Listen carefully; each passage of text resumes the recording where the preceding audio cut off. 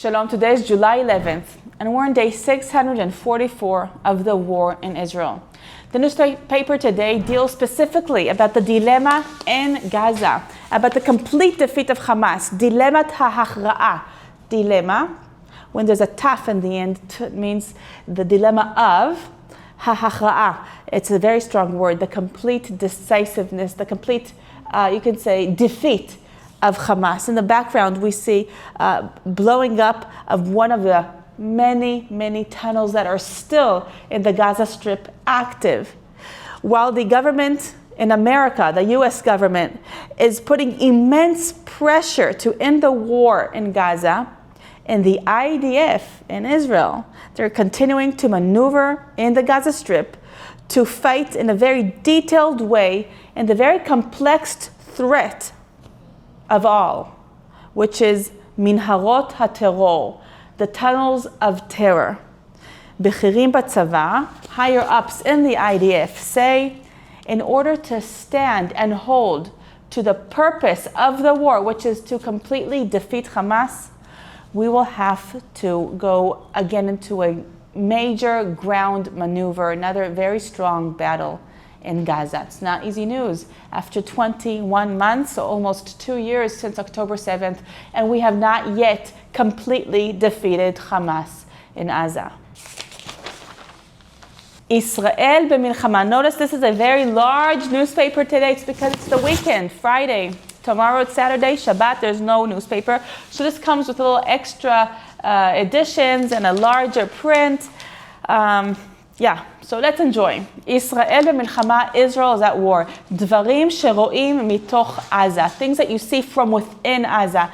And it reads here again, even today, even now, almost 2 years into the war, and the IDF, they are shocked from the amount of tunnels, the amount of the size of the threat of the terror tunnels. Visiting on ground, Yossi Yeshua is the journalist that visited on ground in Gaza, explains why is it taking so long to get rid of these tunnels, and how is this dilemma to cease fire so complex? Because the time of the hostages is running out, but leaving and withdrawing will help Hamas to recover. So if we really want to defeat Hamas, we need to look into the public in their eyes and tell the truth. Zeikach shanim. It will take years. Now or later, it will take years. It is a short article, but with a lot of information about the reality in Gaza and how complex it is. One of the, I'll read here one paragraph that says the underground infrastructure is like a whole city under Gaza. And it's still remaining. Even though the IDF took out so many last 21 months, there are still so many more. And it says here, the underground infrastructure, it's not like a living room that you buy in IKEA, that it's so easy to take apart. No, this requires professionality and systematic work to go through all the tunnels one by one. It starts from intelligence and mapping out the area. It continues into taking over and also protecting yourself. Then you put special equipment inside, and dogs and sensors and heavy equipment. Only then, after it's approved, then you put the explosives and you blow it up, you explode the tunnel.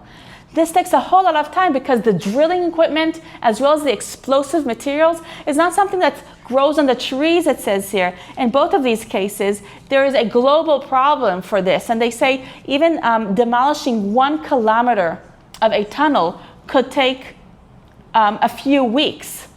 So really, the IDF is doing everything they can to work as fast as they can, but they are limited. It is hard. The equipment is expensive. Things do not grow as trees, as it say here, and it's not as simple as taking apart, disassembling a living room that you bought in IKEA. It also reads that the main effort is in the north of the Gaza Strip now. But if there will be a hafsakat esh, a ceasefire, and the chief of staff said that there are some conditions in order for us to be able to sign a ceasefire, the IDF will still have to know how to deal with the threat of these tunnels, because Hamas is trying to rehabilitate them as we speak. And the tunnels, we have to say, this is a direct threat to Israel. Hamas manages and controls wars and operations from there. They control terror from there, and they try to kidnap soldiers through the tunnels. That happened with Avraham Azulai, which we'll read in a few moments.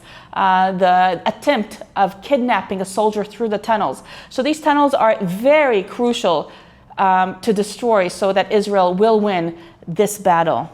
I'll read the last paragraph here. This is a dilemma that has to be clear, this way or that way. If the goal is in fact to demolish Hamas, in Hebrew, hashmadat Hamas, so the public needs to know what seniors in the IDF say. You can say senior officers in the IDF say. This is a goal that to achieve it will take many years, and anyone who states otherwise does not understand what he's talking about. Gaza has time. Time is all that it has left, not like the hostages that do not have time left. Next, Matan Engrest. He's a soldier, kidnapped, still alive in Gaza. His mother is quoted here. She was told that they found a sports bag that belongs to him. The Matan sports bag. Here it is. Hatik shehuzar lamishpacha. The sports bag that has returned to the family. It was in Gaza. Soldiers found it, and they called his mom and said, we'll return it to you. His mom says, אני מפחדת שלא תהיה עסקה. I'm afraid that there will not be a deal. אבל עוד יותר מפחדת, but I'm afraid even more, that they will say again, soldiers, they will be in the end of the deal. They will be last. She says, Matan wouldn't leave anyone behind. We should not leave him behind. All of the values by which he fought are dependent on us right now. Here's Matan Engrest, and the quote is, Habayit shaket biladav. The house is quiet without him. Matan Engrest.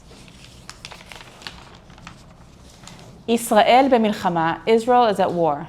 In the middle of the day, in the peak of the busyness of the day, pigua katlani, a fatal terror attack in the Gush Etzion junction.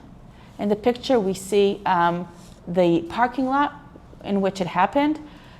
2 Palestinians were in a stolen Israeli car with a yellow Israeli license plate in what you call the Palestinian territories, within a Jewish village. Gush Etzion is an area of Jewish villages. They were waiting for the right moment, and at the right time, they got out with guns and shot from a close range Shalev Zvuluni. Here he is, Shalev Zvuluni. And it reads, Shalev nirtzach. Shalev was murdered by Palestinian officers. One of them at least, here he is, Mechablim shechuslu, Malik Salem and Mahmoud Abed. One of them was a guard in the Palestinian territory, and he used the gun that he had for his profession as a guard, and he used it to kill Shalev Zvuluni. Here's the stolen car of the terrorists, and here they are coming, emerging, and shooting Shalev. Now, usually Palestinian authorities work in cooperation with the defense forces and security forces of Israel. And the security forces of Israel do say that the Palestinian forces are working to search for other, you can say, crazy, wild terrorists from within them that work for the Palestinian authorities with guns in order to block other terrorist attacks that would be inspired by this one. As we know, terrorist attacks are inspired from one another. Next, Avraham Azulai, 25 years old. He is a reserve soldier that was killed in the kidnapped attack in Gaza yesterday, or even the other day, just a couple days ago. Ruth was married to him, and she says, and she's left alone in the home that he built her. So his name is Avraham. He married 3 months ago. He married Ruth just 3 months ago. In the funeral, Ruth says, Meharega harishon, for the first moment we met, I knew we would get married. Lo pachadeta miklum, you were not afraid of anything. You were so happy in your mission to go help in Gaza, to go help the IDF in Gaza as a reserve soldier. And he would always come back from Gaza with a smile. Here on the left, there's a few details about the incident, the investigation of this tragic incident, and it reads, Lelo chipui, without covering, Lelo migun, without protection. Avraham Azulai was on an IDF vehicle that was supposed to discover more tunnels, but there was no covering around him, or there was covering, did not do their job. The soldiers did not stop the terrorists to shoot an RPG on him. But they did manage to block the kidnapping. Now, during the kidnapping attempt, he was shot by the terrorist and killed. But at least they were not successful in kidnapping his body through the tunnels, taking it through the tunnels and holding it hostage. So, yes, they're saying also the IDF is using private vehicles to do this IDF job because the IDF vehicles are worn out from 2 years of fighting. So you can imagine what's a human body that's worn out. Because these big machines, big vehicles with very specific jobs, they are worn out. So they're taking some from, they're renting some from civilian companies. And those vehicles do not have any protection even against an M16 bullet.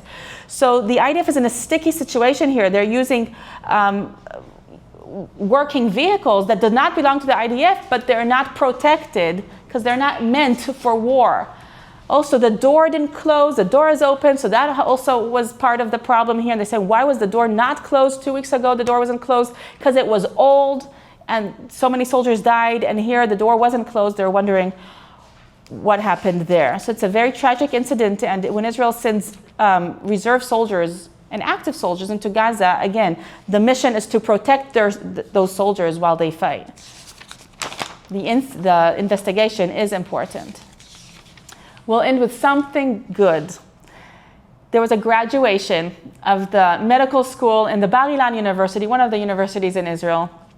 So while Ohad's fellow students graduated with getting their diploma with a nice graduation outfit, he got it specially in Gaza as he was serving in the IDF in reserve duty. So you can see the dusty background, a few drinks in the background, but there's Ohad getting in an alternative ceremony his diploma, and it says his diploma and the outfit were specially delivered to him into Rafah in English, into Gaza. And it's just very, very exciting, they said. Ohad says, it's hard for me to imagine this ceremony in a different place. This is a direct continuation of my life since October 7th.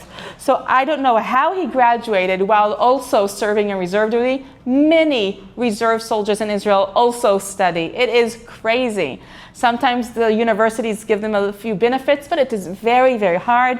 But here is Ohad with his graduation hat and gown and a diploma, ending as a doctor in Gaza, receiving it from his friends in the company, in the military company. זה לא היה פשוט, he says it was not easy, אבל אני מאמין שהדרך הזאת נתנה לי כלים. But I believe my journey in this way gave me a lot of tools and a new vision, a new point of view that will make me a better doctor. So, congratulations to Ohad, 38 years old.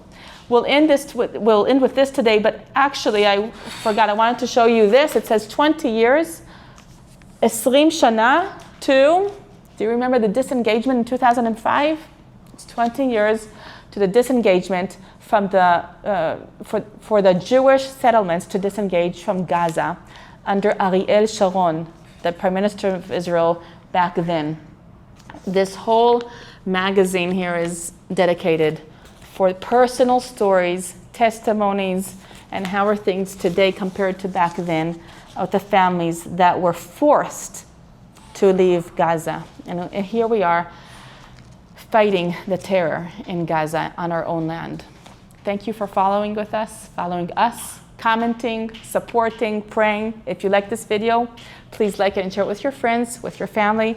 I am Rotem Magen for the All Israel YouTube channel.